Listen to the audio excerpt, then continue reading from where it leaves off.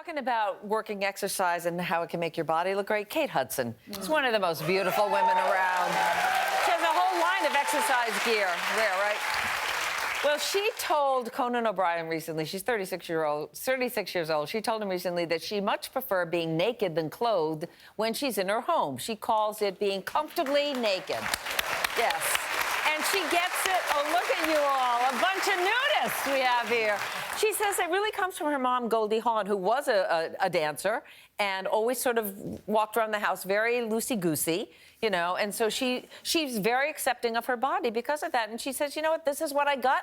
I'm going to live with it. I'd live with it, too, if I had that body. But what do you think? Are you into walking around naked in your home? Like or? yeah, no, I was going to say, I don't have, I wish I had Kate Hudson's body. I mean, she is hot. Yeah. But, I mean, yeah, I appreciate the body. I walk around naked. I have 2 little girls. I want them to feel like it's okay. Love your body. Love your skin. And how does your Chris feel about it? He always tells me, go in the room and put some clothes on. Because I walk around, I get a cup of coffee, and the windows are open.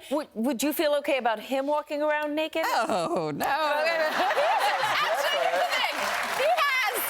He has a great body. He could walk around naked. I, on the other hand, is like, you know, yeah, please. No, but I walk around confidence for my girls because I'm like, I don't want them to be embarrassed by their body parts. That's But you know what it is? It's also in the kind of house that you grew. I call it naked houses. Okay, so Kate Hudson grew up in a naked house. You clearly grew up in a naked house. I'm like Chris. We did not grow up in a naked house. You put on as much clothes as you possibly could before you walked out into public. My grandmother, I remember I used to ask, she had so many layers. Like I remember one time I was helping her undress and I was like, where are you in that? You know what I mean? She's very modest, very conservative, and that's how I grew up, and it has so much to do with it. I'm very comfortable with my body in private with my husband, but not out in public. And in New York, everybody can see you because your neighbors are. I don't think they can. I don't think they can. If you have blinds. So number one, if you're gonna walk around, make sure you put blinds on.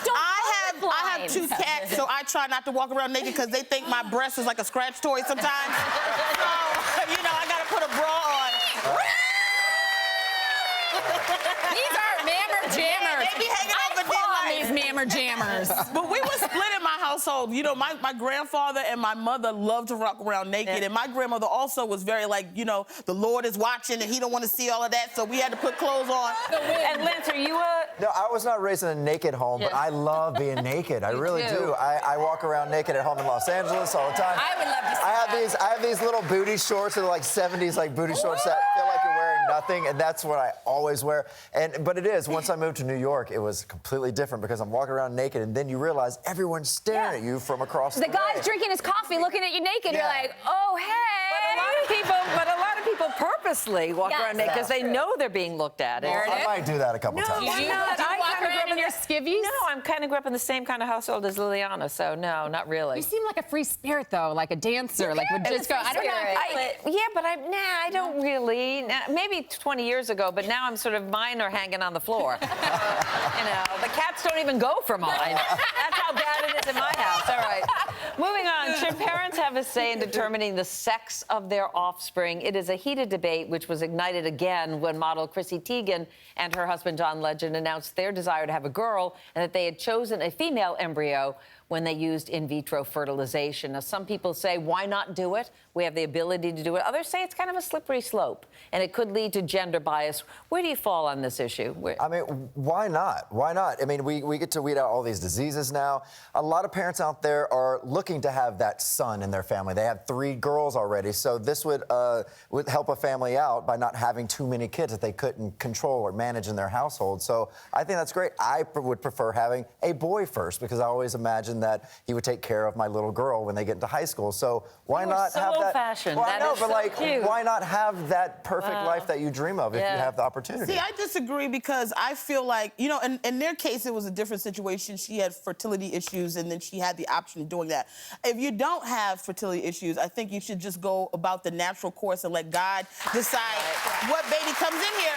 But if you could screen for potentially fatal illnesses, would you do that? I mean, at this point in time, and I've talked about this before, I really want to have a baby. Right. So I would just go through the process and pray to God that everything works out. I'm not going to do anything in terms of baby. I just want to go through the pregnancy, enjoy it, and hope the baby comes out well, and then I deal with the things as they come. If you say that. I also think it's really important to note that anybody that is struggling with fertility issues and going through IVF, aside from just testing for these abnormalities, you're also increasing the viability of that embryo in that woman. And I think for anyone that's struggled conceiving, it's something that paralyzes you. You can't live through your life without. So if you can make that pregnancy safer for somebody who's already struggled, then why not? Why not let people be parents? It doesn't make you a bad parent to go through IVF. And this is just adding to the stigma of it, which is what bothers me. That need of planting 4, 5, 6, 7 embryos in a woman. Exactly. Right, exactly. It would avoid that. You only plant one, and we all know that multiple births and multiple embryos can result in really dangerous issues.